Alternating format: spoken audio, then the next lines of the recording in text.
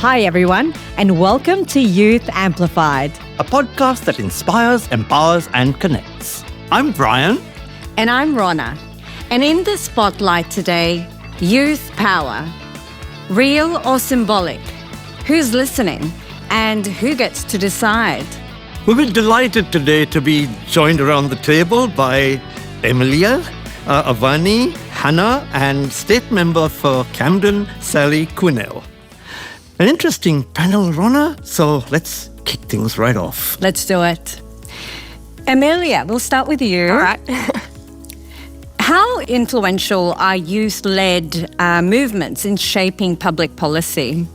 So I think public policy with the youth is really important because people, when they get together, we unite. We all have a common ground. We all have something that we are concerned about, and I think getting together, we can really push for our voices to be heard, really, because we're a lot of the times with politics we can feel like we're divided sometimes. There's a lot of political parties, there's a big political spectrum, so I really think when we get together and we all share the same concern, I think politicians do hear those citizens that are all together and going, okay, well, this looks like an issue. Would this change our voting system? Do we need to talk about this? Well, that takes me to my next question, actually, for Hannah.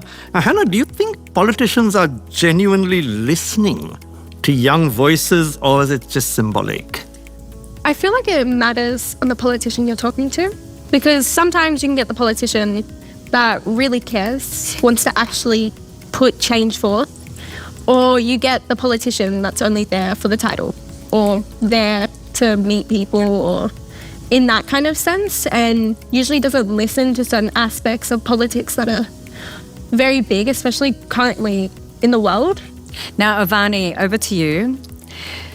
What do you think in terms of social media? What role does it actually play in amplifying youth influence? Yeah, so social media actually has, I think, a very big role in amplifying youth voices. It may not always directly lead to change, but it definitely raises awareness, and in the long term it can lead to change because those same young people are exposed to different forms of media, are exposed to different opinions, able to form their own opinions and able to share those opinions. And when it comes to the time that they get to actually put forward that opinion and vote and influence proper policy change, I think it has a big impact through a variation of time.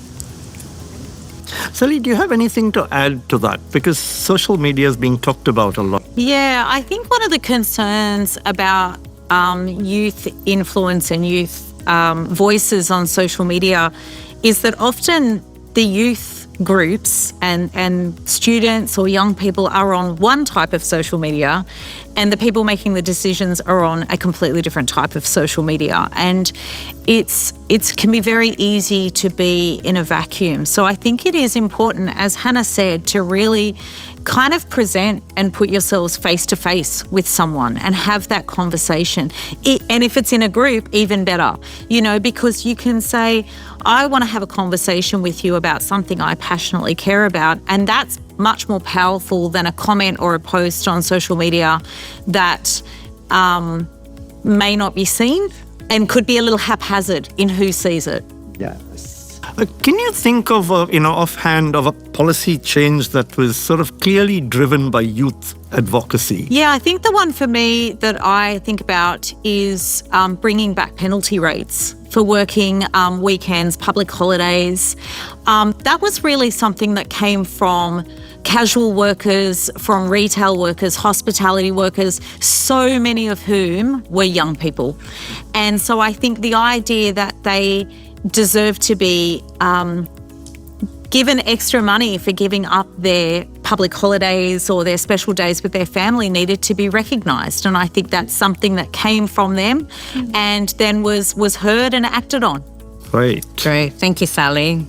Okay, back to this side of the table. Emilia. So really interested to hear what practical steps can young people take today to influence decision makers? I think at the moment we need to be uniting more. We need to be getting together because a lot of the times I feel like, especially people I speak to, we feel really hopeless about the future. We can't afford a house. We can't. Our HECS debt, especially mine, I do an arts degree and other people, it's extremely high. So at this time we feel very disappointed, very hurt. And I think right now is a moment that where we should be acting on that, and we should be getting together. We should be encouraging each other to, voice our concerns together, because I do think if we do that, politicians will hear our voices, but we need to do it in a collective group. I think that will be more powerful. Yeah. Hannah, do you have anything to add to that? Yeah, honestly, I feel like we all just need to be aware of what's currently happening in the world. I know, especially in where I go to school and the areas I've grown up in, a lot of people don't care about what's happening. They often ignore it or get on this kind of like high power on the point that, but it's better to not be involved. It's better to not know what's happening. And so maybe being politically aware and knowing what change you can make and how you can help others or help people in your community is something that's really, We'll come back to here now, Ronna. Or Emilia, back to you. Do you think, media coverage, does it help or does it dilute youth credibility? Good question. I think it definitely sets people into echo chambers. Like, I know, especially when I'm on my For You page, I see that all my friends are like the same. And then everyone that I don't may have the same values with, they're not on the same page as me, at least on social media as well. Yes. So I definitely think that things can take a turn into what is a social norm. And from that, I think we can lose track of what's actually happening in the world because we've gone into our little circles. Yes.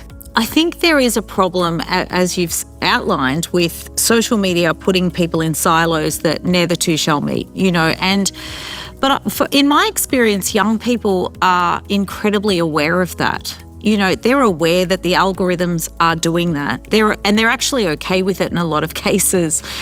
But I also think that there is something to be said for media having changed. And the way that we digest media now, I don't know anyone that is younger that watches free-to-air news, for example. So it's understanding where the news is reaching people and actually caring enough to seek out people there.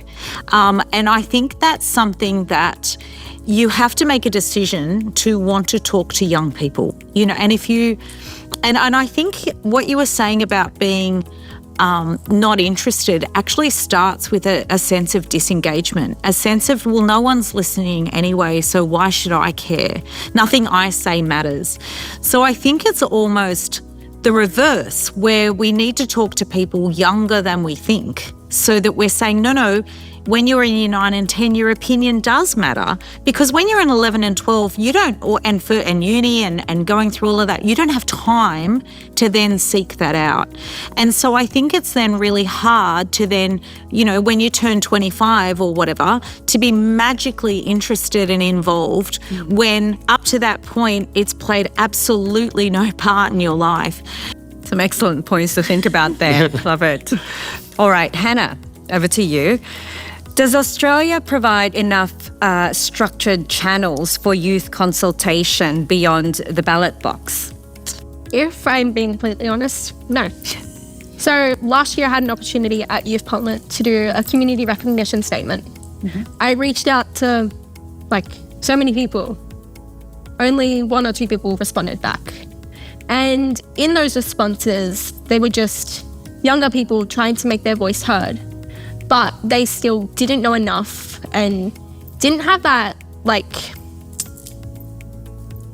they had an opinion, but it wasn't as broad enough that we needed for it. And that's due to not being educated enough and not having enough resources or enough, channels to learn and to actually put forth change in Australia, and especially in rural or regional areas. Avani, let's come to you. What do you think is the difference for young people between being consulted and being listened to? Yeah, I think that's a really good question, actually.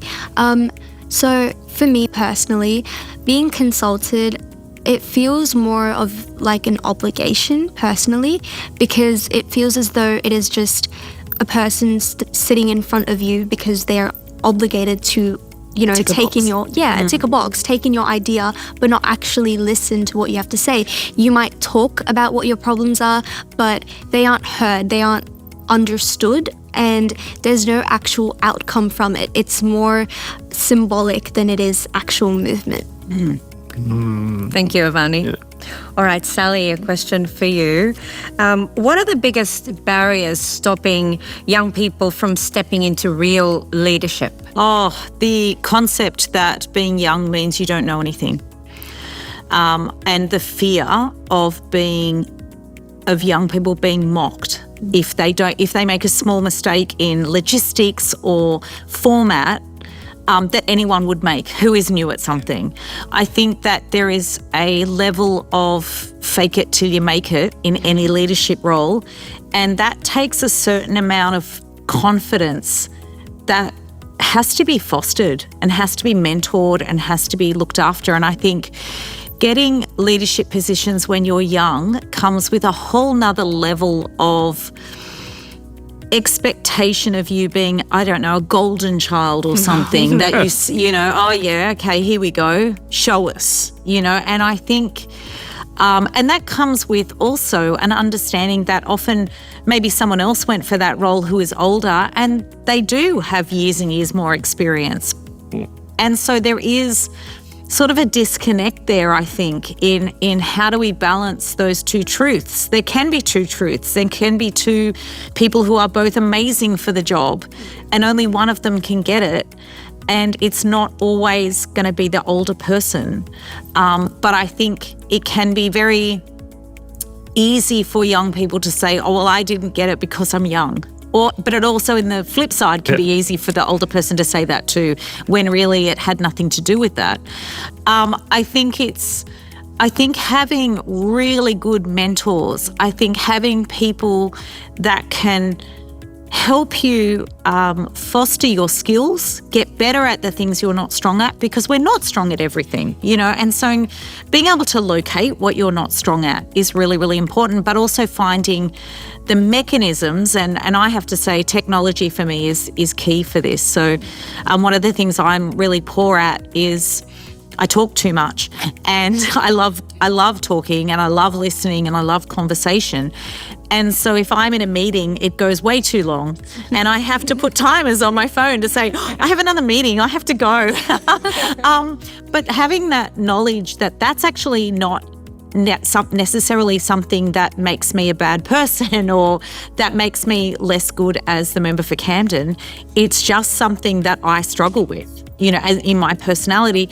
So I put those boundaries in place. I put those strategies in place. And I think they're the skills that you don't necessarily practice at school that then in the workplace are desperately needed. And then when you go to the workplace, they're the ones that can trip you up because you do run over or you do miss a deadline or because you're not used to that sort of thing. And in school, we sort of help a lot with a lot of those strategies. And so that can be a problem and that can hold people back and then make them feel like they're not ready for the next step when actually they 100% are. They just need to work on those weaknesses. Also regarding the leadership, I feel as though with leadership spaces, there are very limited places for young people to actually step up into leadership spaces. You could say that Youth Parliament has 100 places, but let's look at it practically. In NSW, there is a lot more than just 100 people. There is not enough space there. You have these advisory boards, but I'm pretty sure I see almost the same people on every single advisory board, and there's no actual diversity there. It's the same people giving those opinions, and I think there needs to be a lot more young people stepping up into roles and a lot more places that are offering young people to have those roles so that they can step up into leadership and express their opinions there. I think if I can add to that, one of the things I would really advocate for is please reach out to your local members of parliament. Please reach out and ask the question, because especially people who care about young people, we want you to know. We want to help. We want to mentor people. It's really important for us to hear your opinions, to hear your thoughts. I had a young man year before last, and he had received a letter from me for his 21st birthday, and at the bottom I say, look, if I don't know you in person, I'd really like to meet you, so come on in, I'll buy you a birthday coffee. And he, instead of scrunching it up or rolling his eyes and going, oh, what a load of rubbish, he actually went, you know what, I will. Now, I learnt about an issue from him I would never have learnt from anybody else. And I was able to then represent his needs to the minister, and there is real change happening there.